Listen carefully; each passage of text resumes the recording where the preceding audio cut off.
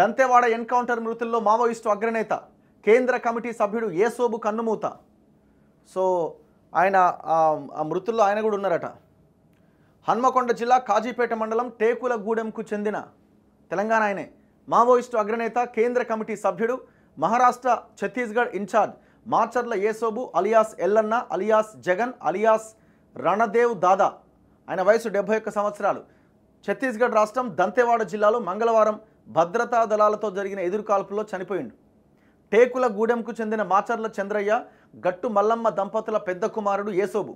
దళిత కుటుంబంలో జన్మించిన ఆయన 5వ తరగతి వరకు చదువుకున్నాడు. ఆ ప్రాంతంలోని దొర వద్ద కొన్నాళ్లు పాలేరుగా పనిచేసిండు.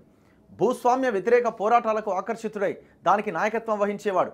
రాడికల్ యువజన సంఘం నాయకుడిగా పనిచేస్తూ 91లో పీపుల్స్ వార్ అన్నసాగర్ దళంలో చేరిండు. దళంలో అంచెలంచెలుగా అగ్రనేతగా ఎదిగిండు. వ్యూహరచనలో పేరు పొందిండు. 1995లో వరంగల్ జిల్లా కమిటీ సభ్యుడిగా నియమితుడయ్యిండు. 98లో స్టేషన్ గన్పూర్ మండలం మీదికొండ కౌకొండ ఎన్కౌంటర్లో త్రుటిలో తప్పించుకొని గాయాలతో బయటపడ్డాడు. 2004లో కేంద్ర కమిటీ కమాండర్గా నియమితులయ్యిండు. 2012లో వ్యవసాయ అభివృద్ధి కమిటీ నాయకుడిగా అబూజ్మడ్ ప్రాంతంలో పనిచేశాడు. తాజాగా ఛత్తీస్గఢ్లో జరిగిన ఎన్కౌంటర్లో ఏసోబు 33 ఏళ్ల ప్రస్థానం ముగిసింది. ఆయన భార్య లక్ష్మి గత ఏడాది చనిపోయింది. ఏసోబుకు 3 కుమార్తెలు ఉన్నారు, 1 కుమారుడు ఉన్నాడు. 2004లో మావోయిస్టులతో ప్రభుత్వం జరిపిన చర్చల సమయంలో తన తండ్రిని కలుసుకున్నానని కుమారుడు మహేష్ చంద్ర కన్నీటి పర్యంతమయ్యాడు. ఏసోబు పైన పోలీసులు గతంలో 25 లక్షల రివార్డు ప్రకటించారు.